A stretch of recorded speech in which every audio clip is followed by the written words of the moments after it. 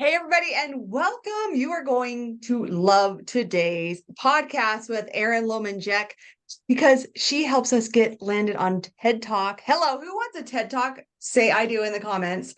I want to know how we can get booked on the TED Talk stage, and let's get into it. So that's what we're talking about. How can we do this? How can we get on TED Talk? And what will being a TED Talk or TEDx speaker, what will that do for our brand and our business? Yeah, there are so many fun things that you can get out of just being on that stage. Most people just think, oh, this talk is just about what I get as it goes out there in the interwebs and get some views. But really, truly, you have a chance in front of a very wide and diverse audience to get your message out. So not only do you get credibility, I'll tell you, I've gotten into corporate so much easier with having being a TED Talk expert. They love that because they all love TEDx talks. I've Mhm. gotten the credibility. I've gotten on more stages. I've gotten more money. I've had my clients get more money. I had a gentleman do his TED talk, and then somebody in the audience was a part of this huge conference, invited him to come speak. And from that, he got $150,000 gig. Like, it was pretty awesome, Okay. right? So there's one.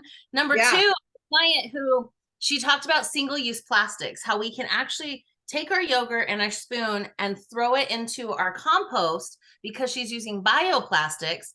And a huge corporation from China was in the audience in Seattle and had her fly over and started a whole other part of her program for $500,000 pro. So like she made so much more, and that she had no idea. She's just like, I want this message out, but she got so many more opportunities from that. So, and you can get more speaking gigs from it as well. So just there's so many amazing ways because the diversity of the audience, you never know who's sitting in the audience. Hmm. And it goes on YouTube, so it's leveraged on the internet as well.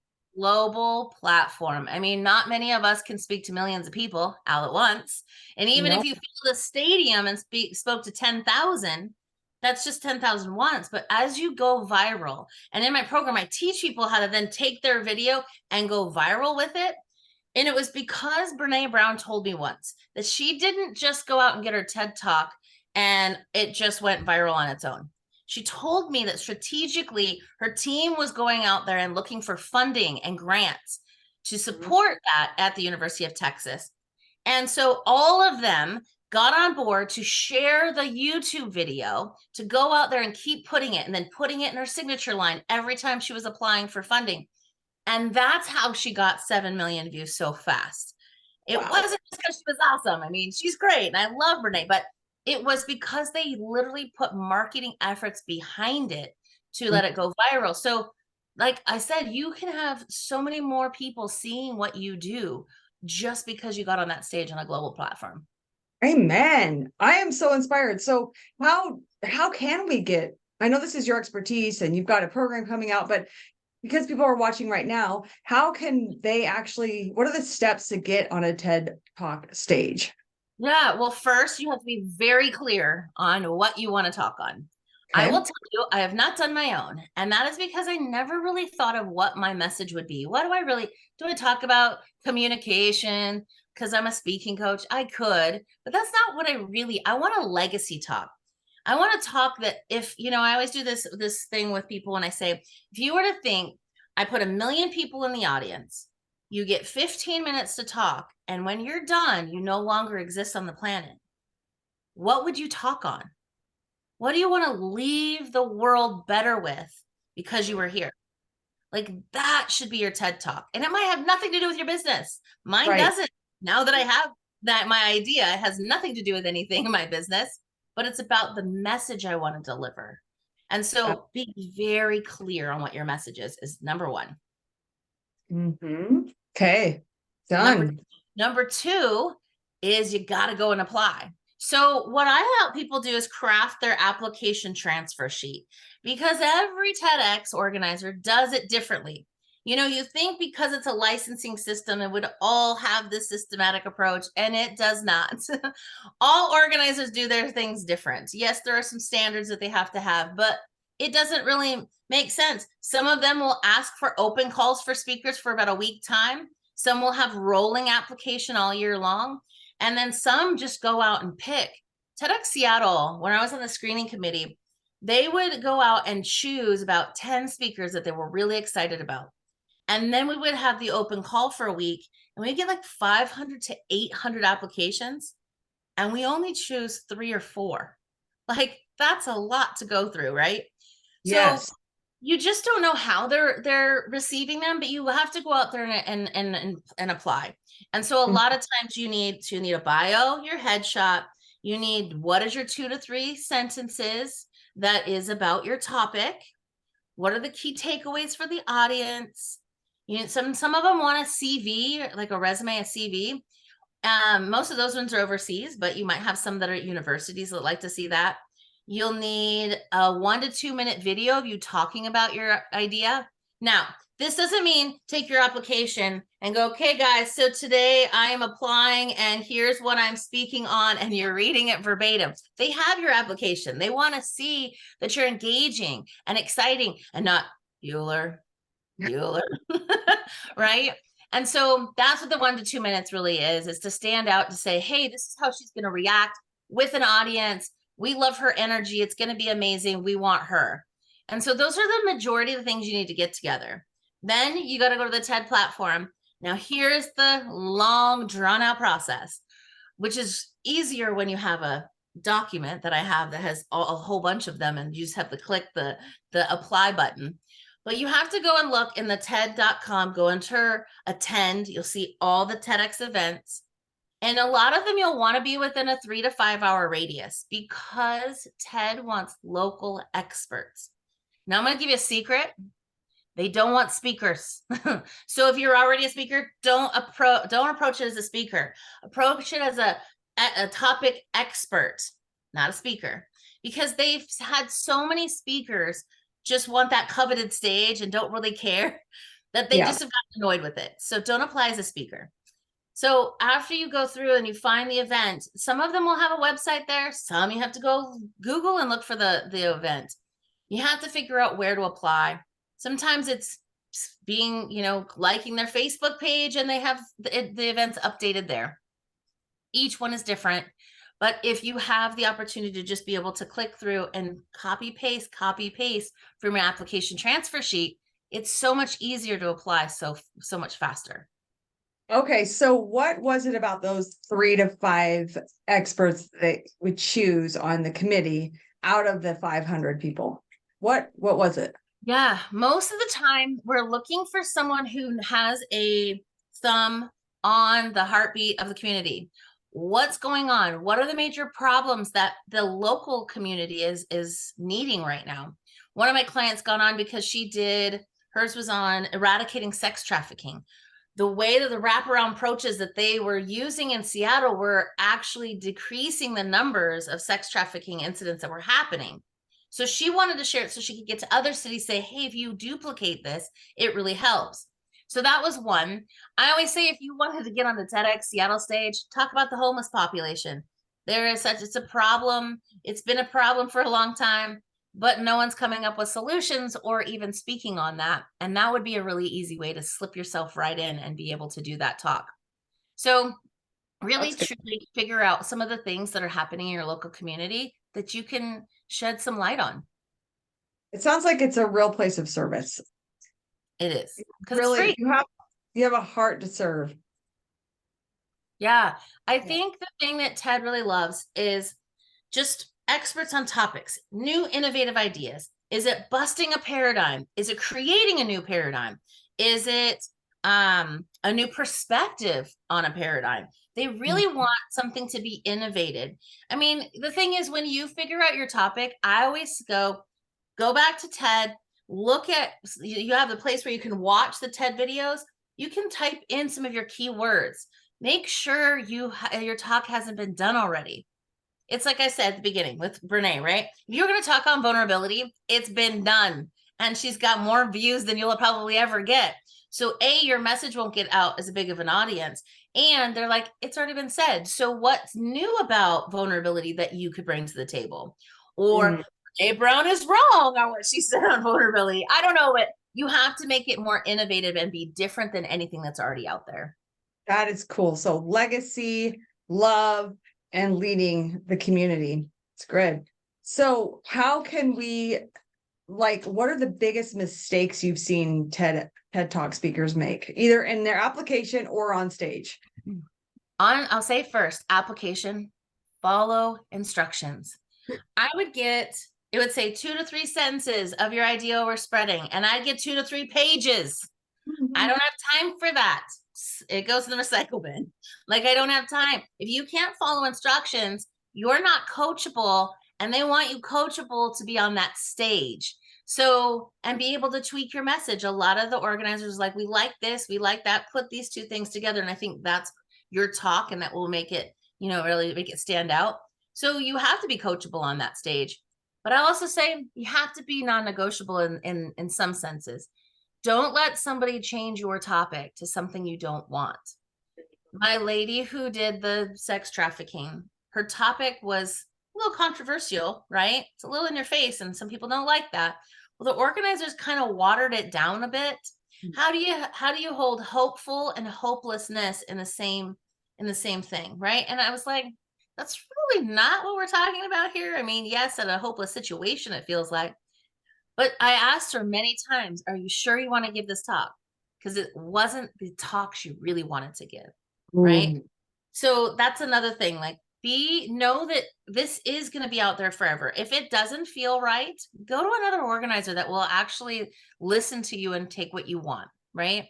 So you follow instructions, make sure you submit. The other thing is, a lot of times people will submit their video link for the 1 to 2 minute video, and it's locked. Oh, Like, you're so afraid that somebody might see it on your YouTube channel. Who cares? Maybe they want to talk on their stage. You don't know, but why keep it locked? Right now, I can't even see it. So I can't see it. Moving it over. right. And then the last one in that, also with the videos, I've seen a lot of people fill out the application, go record a video, accidentally hit submit, and then submit another one that just says, see my application, see my application, see my application, and just the video link. And there's 3 of us on the team, and one's a structural engineer, one is a mechanical engineer, and then me. So you have the diverse audience reading this, but we're in 3 different locations. We can't go, hey, do you guys have the other part of this application? It doesn't work that way. So we don't have time to put your applications together to make you have a complete application. So Make it easy. Make it easy on us. Make it so easy that we're just like, this would be awesome to have this person on our stage. Okay, so what have been the biggest mistakes you've actually seen on stage? All right. So one of the biggest mistakes, I'll never forget this. Gentleman we'd been coaching for a while through the program. He got on, and I was taking all 17 of the speakers for TEDx Bellevue College. And he had his talk down. We were practicing on rehearsal day. And I said, here's a couple little tweaks just in your body language and your vocal tonality to just allow the audience to fall in love with you. And I said, go home. And I said, listen to, because it was something similar to Martin Luther King. I was like, just listen to his tone. Listen to how he commands the room, and look at his energy and his body language. The next day, I don't know what happened, but his executive director was sitting next to me, and he just went on a tangent and literally laid on the floor, which during rehearsals, the camera people are learning where you're going to walk so that they know how to help you stay in the camera the entire time. This man laid on the floor. They couldn't even get the video camera down there to even get him. And then he was all shaded and shadowed. And he was telling stories that weren't even a part of what we had practiced. It's like he just totally went off script. And then he went 25 minutes. We're all like, you're ruined. Like, there are other speakers that have to speak, and these people are only here for a short amount of time. It was a disaster. And the executive director's bumping me. What's he doing? I'm like, I don't know. And she goes, ah. So follow the script. You also have to memorize your talk. You do. That's the one hard thing for a lot of people with the TEDx. Now, I have a lot of techniques to help you memorize. One of them is just speaking it into your phone and listening it, just like you would if you wanted to learn the lyrics to a song. I mean, how many times did we do that as we were kids? Push play, we're going to write out the lyrics, push pause, right? It's the same thing. If you keep doing that over and over and over and keep walking it and talking it, do it while you're doing dishes, going for a walk, really getting it to be muscle memory for you is really important. But also, if there are parts where you kind of fumble and you maybe forget the transition, put a slide there. So if in any moment you go blank, you just click the slide, because Yeah. no one knows your script but you. So if you just click your slide, go forward, you might actually, it might stop your brain, go, oh, wait. And what I wanted to say, so you'll be able to slip it back in so you don't lose it, but Mhm. just keep going because no one would even know that you missed it. That's so helpful. So you got to memorize it. And then what should people wear or not wear on stage? Oh, yeah. That's a big one. I Mm. don't care where you're speaking. This is for all speakers across the world. If I come to speak on Amanda's stage, I'm first going to ask her, what is your backdrop? What is your pipe and drape? Yes. What are the colors? What are the themes? All of that. And the same goes for a TEDx stage. Well, now you know that most have a black background and you have the red lettering, but not all of them. So if you wore all black, you're going to be floating hands and head in your Yep. video. And people are going to be like, this is really awkward to watch. So you want to pay attention what that is. Now, I always say wearing a bright color, because here's the thing that I think about. If you're on the TED on the website, right, you see all the videos and you're like looking through, which one should I watch? Which one should I look? And like, oh, this person's bright. It caught my eye. I'm not going to read their top title. Now you want a thumb scrolling, stopping a title that gets people to go, ooh, what is Mhm. that? Right? I had a client, we created the silent baby killer. And Ooh. she was talking about postpartum depression. Oh, geez. So you Okay. look at that and you're like, ooh, what is that? I had another gentleman that came to me that he said, I was almost a high school shooter. Yeah. His friend took him in for dinner, and so he ended up not doing that because he felt loved and accepted. But like something that stops you. Another gentleman of mine he was talking about how to spend money, the different ways you spend money so you can get out of debt. And I said, spend money and get out of debt.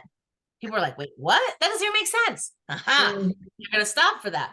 But the bright color and the title are going to stop the people. They're going to want to know more. They're going to click on your video and they're going to watch. Now, the Mm. worst thing to wear on stage is a Black.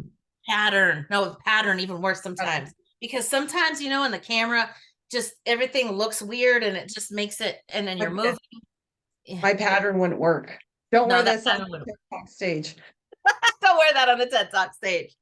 But I mean, even this, or even the color you have on, it's a bright enough color that it stands out on the stage. So it does draw people's eye, but it doesn't distract them as they're watching. Mhm. Okay, that's good. And then what do you how do you help people if they're nervous or they're Oh, yeah. scared or have So the a sweat couple things. palms? So the same chemicals are released. I went to school to be a therapist. So everything I do is deeply seated in psychology. Mhm. The same chemicals are released when you're excited and when you're nervous. You just decide what you're feeling. So if you go out there and say, I'm super excited to share my message, to serve the world, to come from my heart, leave a legacy on the planet, that's what all this emotion is. That's what it is. Your body will go, oh, there's no fear. There's no tiger on the stage. Nothing's going to kill you. And you'll start to relax. I have a couple Yes. of breathing techniques that I teach that help you override your nervous system. But the biggest thing is it's not about you. It's never about me when I speak. Even today, not about me. I had 103 fever with COVID and I did a 8-hour online boot camp because I said I was going to. Because it's not about me, it's about the people you're here to serve. You literally have the cure to someone's ailment, and if you don't show up, they don't get served and they don't heal. So when you finally get your own self out of the way and just know that you're just the conduit for this message, it takes a lot of that stuff out of the way. Yes, are people staring at you? But if you know that it's because you have the solution for them, it's not going to feel the same, and you're not going to have all those emotions. So good. I love everything, Erin. This is so juicy. So I know you have a program. We can hire you, we can work with you to get on TED. So obviously your clients have had huge success. And I know a lot of speakers, they want that, but don't call yourself a speaker. Don't call yourself a speaker. There's so You're many a great topic tips. expert. Exactly. You're a topic expert. Okay. So Yes. how can we connect with you and hire you and work with you? Yeah, you can go to my website, erinlomanjack.com. I have a Okay. lot of resources there. I even have a free TEDx masterclass where I'm literally open the computer, share my screen, show you where to apply all of those little techniques that you need. And so you can get that there as well. If you're looking at making money on stage, because I say take this talk and then go do it on other stages and make money doing it.